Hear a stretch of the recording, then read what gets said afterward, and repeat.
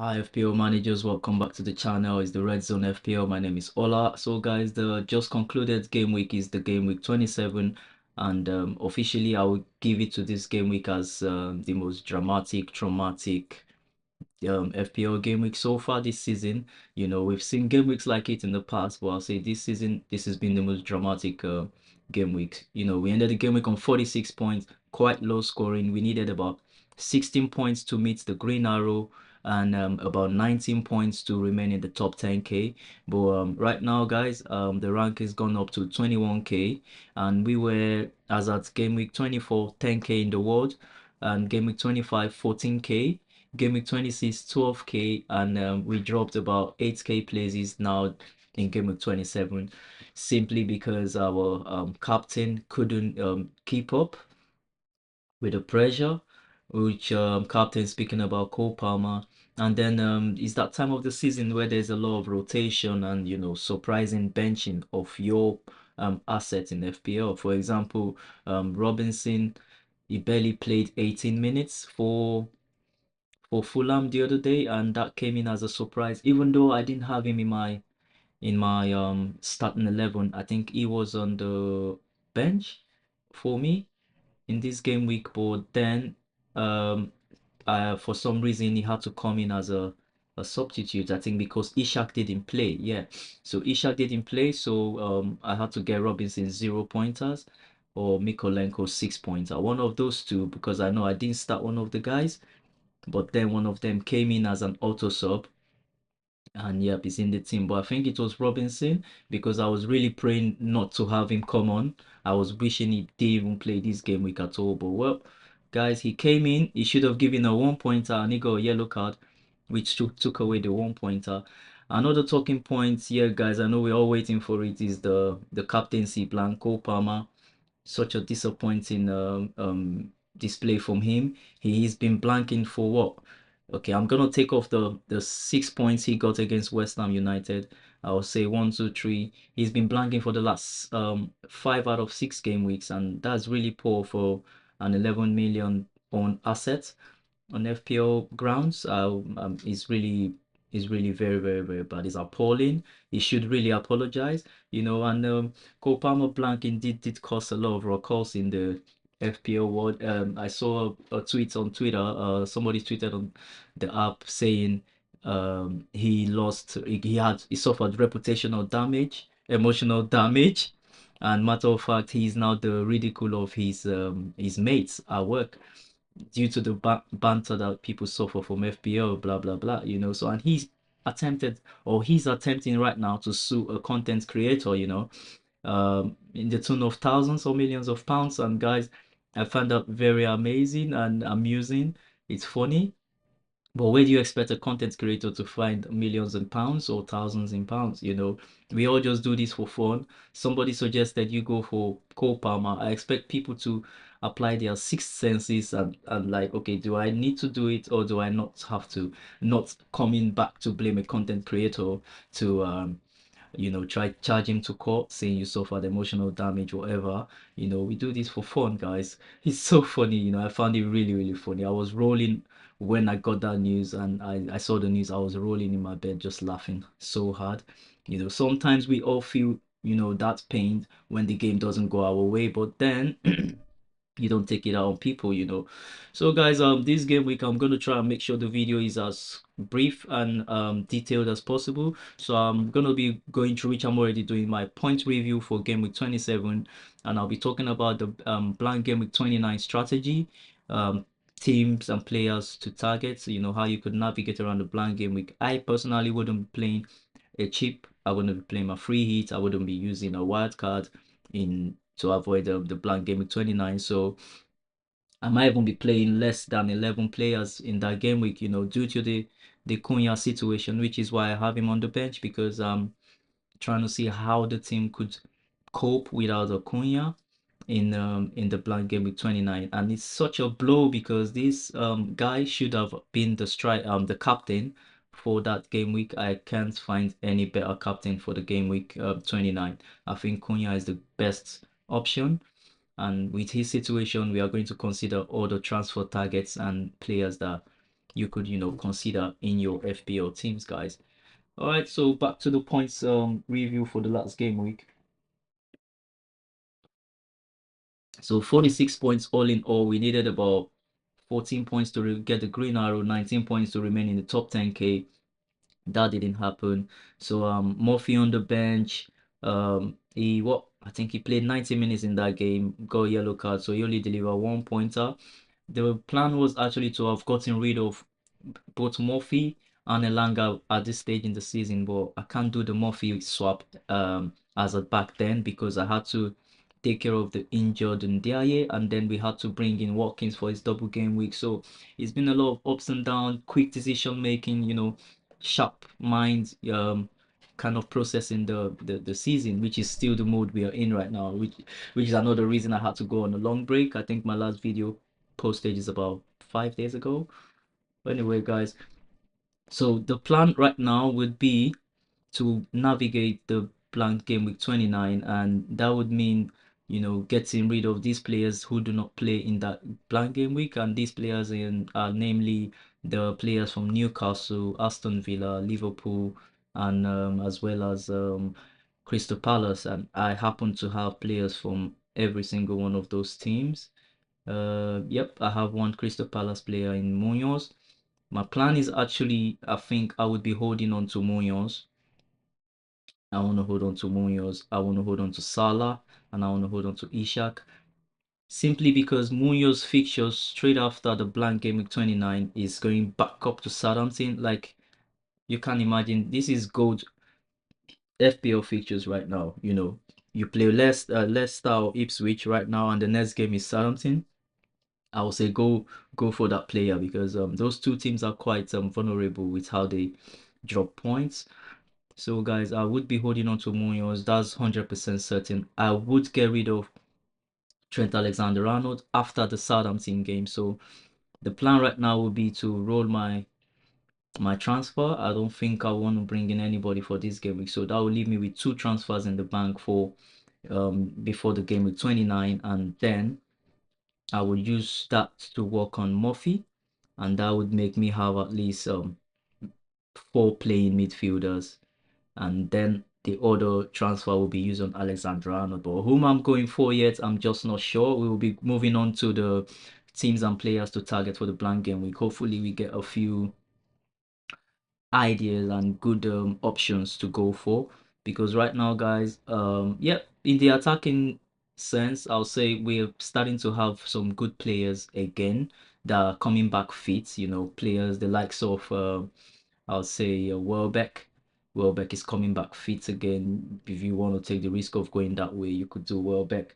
The likes of Welbeck is back fit and scoring. Evan Nielsen is back fit and scoring.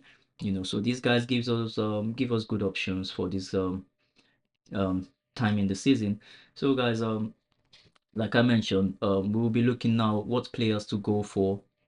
you know, I'm gonna mention certain players in the attack, certain players in the midfield and defense as well that we could go for just to fill up our team for the blank game week 29. So in my opinion, Bournemouth is still a team to go for. And if you do not mind holding on to a blank game week player, I would absolutely get a Crystal Palace player. But at the moment with Mateta's injury, I don't think people want to go there much because there's not too many options. But let me note it to you that Ismail Assar is also a good option. Edin Ketia might step up as the main striker right now for the team. You know, I'll say stay clear of Everton. After these next 2 game weeks, their fixture will really turn for the worse. So I wouldn't really want to go for an Everton player, guys, if I were you. Um, Ipswich, decent team. You could mix up, especially in the attack with Delap. I will look at the lab. Liverpool is still a good squad. If you want to hold on to the players like Arnold and the likes, you can. But for me, I think I would just get rid of Arnold after the Southampton game because I want to use the money as well and get certain players that are firing again, not blanking. Likes of Bowen, Jarrod Bowen is on point again, getting points and scoring goals, as well as Newcastle is still a team to go for. 100%. I think the best teams right now to go for is has to be Bournemouth, Newcastle. Um, do I want to chip in Brentford there? Not Brentford. I'll stay clear of Brentford. I can put in Crystal Palace. I can chip in Man City, very decent as well. You know, Newcastle, Crystal Palace, Man City. Guys, let's not forget Wolverhampton, which is what I was actually gonna rate that team. Have Cunha in my team, have maybe Nori as we go forward. But right now, Cunha chose to be the pirate he is. I call him the pirate Cunha. I just love him that much because he comes and he just raids your place of all the points available, you know, gets the goals, gets the assists, and delivers for his owners, you know, just a wonderful FPL asset to own. I won't lie to you guys. So guys, the way the season is looking right now, we would have a double game week 32 and a double game week 33 and probably a very major blank in game week 34.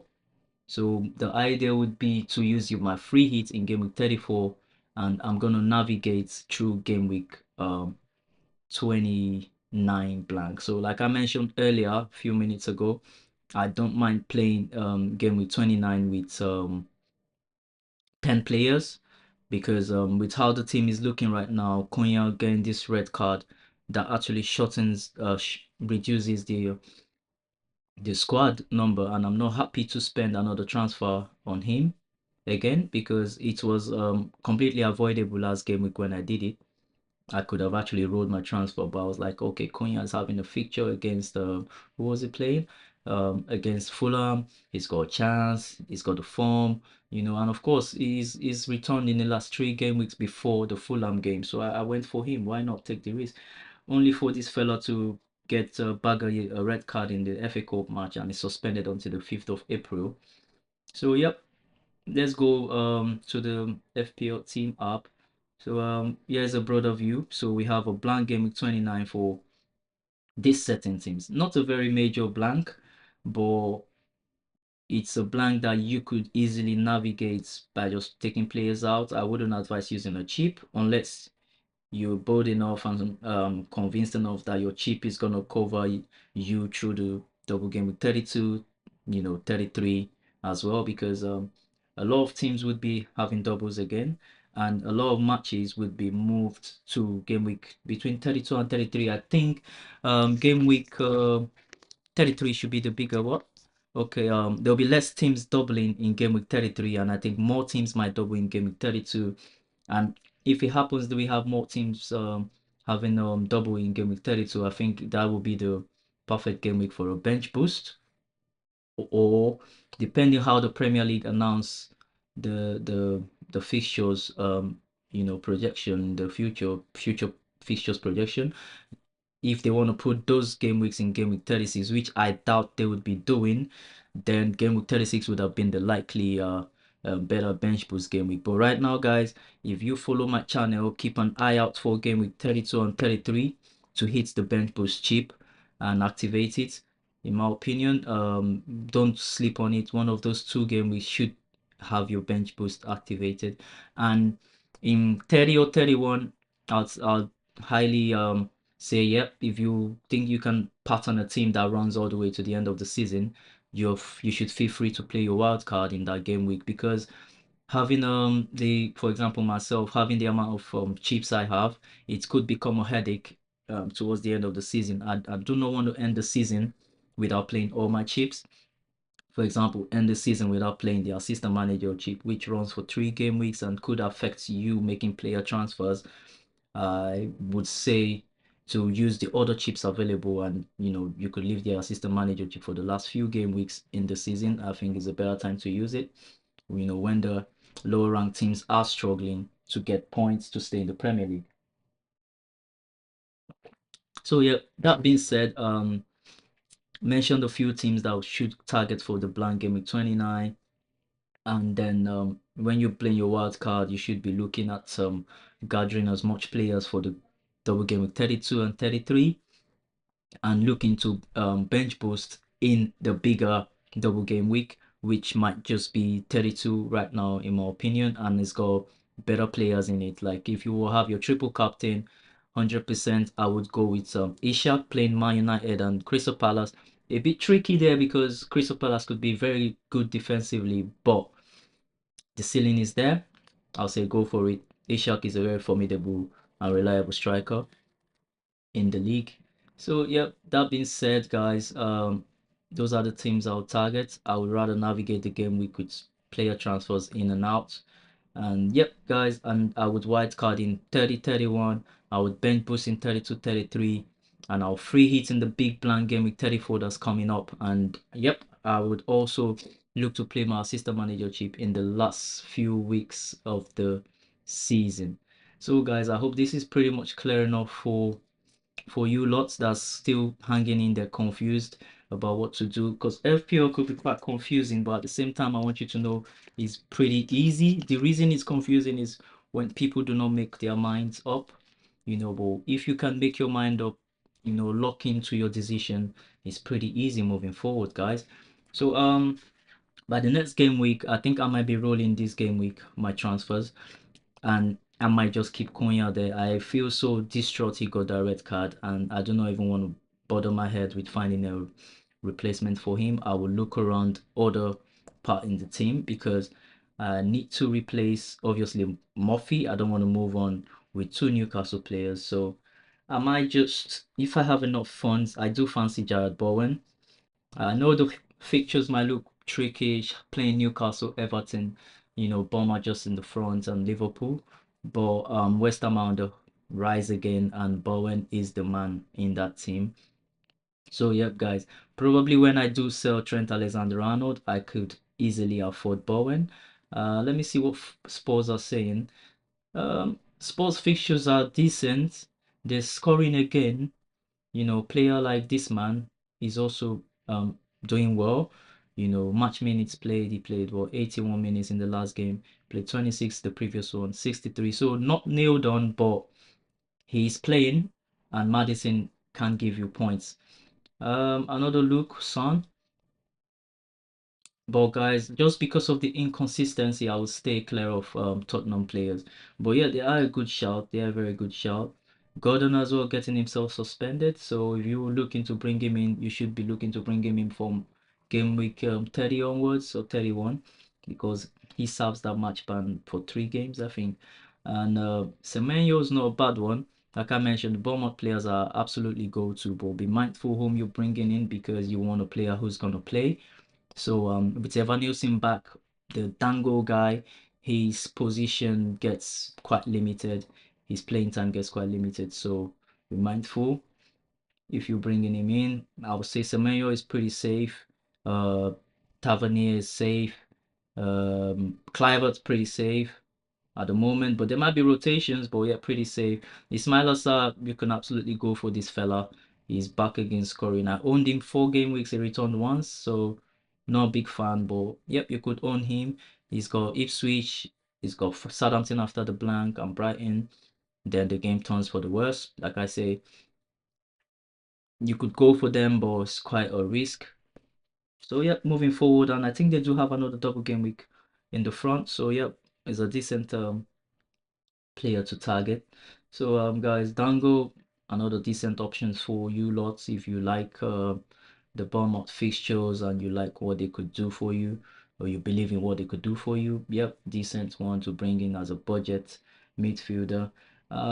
Looking for a differential option from Brentford, I'll go for this fella. He's absolutely smashing it in his position. Not too much playing time, but yep, actually, he can't even make an excuse for the last 5 game week. He's got at least 75 minutes in this belt, in the last 5 game weeks, and he's returned twice. I'll say he's a decent hold if you are patient to have him as a differential, you know. So guys, I would also look at Man City players right now. For example, leaving Trent Alexander-Arnold, I could consider a value, but that wouldn't give me good value for money because it's still also quite pricey. So I might go further down and just downgrade to a much cheaper defender. But yeah, guys, these teams you could really absolutely consider them. So for me, the plan would be to get rid of Murphy. So let's say I do a Murphy to I would like a player who plays in 29. So I've got none in my head, like just there in my head. But I would like a Burma player. So let's say I go for, I'll say Clive. Let's say I go for a Clive. It's quite expensive as well, so it doesn't suit my team plan. So he's there, and I do Arnold down to. I'm a big fan of like Nori and Kirkish, I won't lie. So let's say I go Nori. I go at Nori. Just because his fixture runs are decent, and guys, Wolves have indeed kept a clean sheet lately, even two clean sheets, in the last four games. So yeah, possibility is there. Uh, let's say I do this man into the team. I bring in like Nori, and he plays in 29. It's a decent game week fixture for him. So right now I've replaced Murphy, I've replaced Nori, and that means I've got only Ishak and Salah and Munoz not playing in the blind game with 29. So that leaves me with exactly.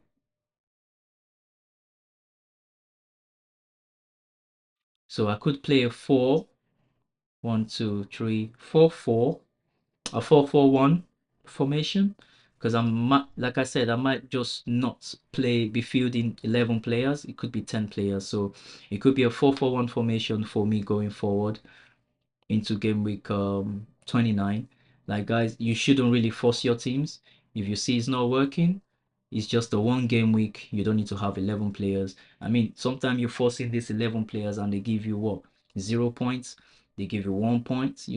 I'll take the last game week for example. This guy coming into the team with a solid 0 points, only playing 18 minutes, getting a yellow card on top of that. So guys, do not force it.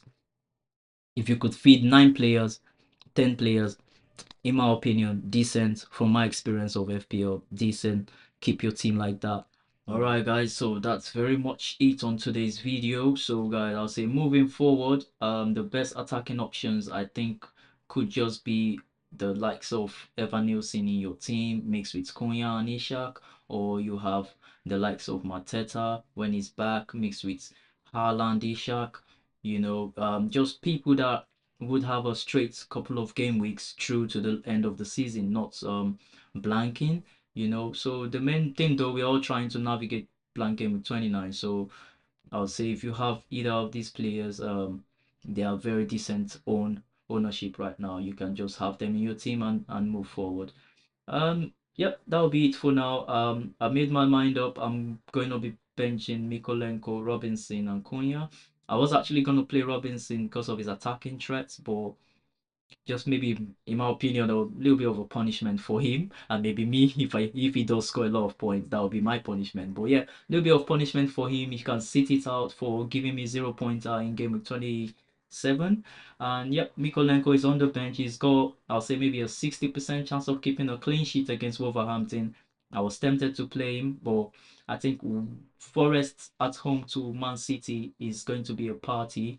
There will be probably a lot of goals in that game for both sides. So Forest and City are a good team to invest on at the moment. So guys, if you do enjoy the video, don't forget to hit the like button and please subscribe to the channel. I'm happy to engage with the comments in the comment section. I reply back. I share my ideas if you want to know exactly how to navigate your team through this trickish period in the season. All right, guys, have a lovely game week and good luck to everyone. See you next time. Bye bye.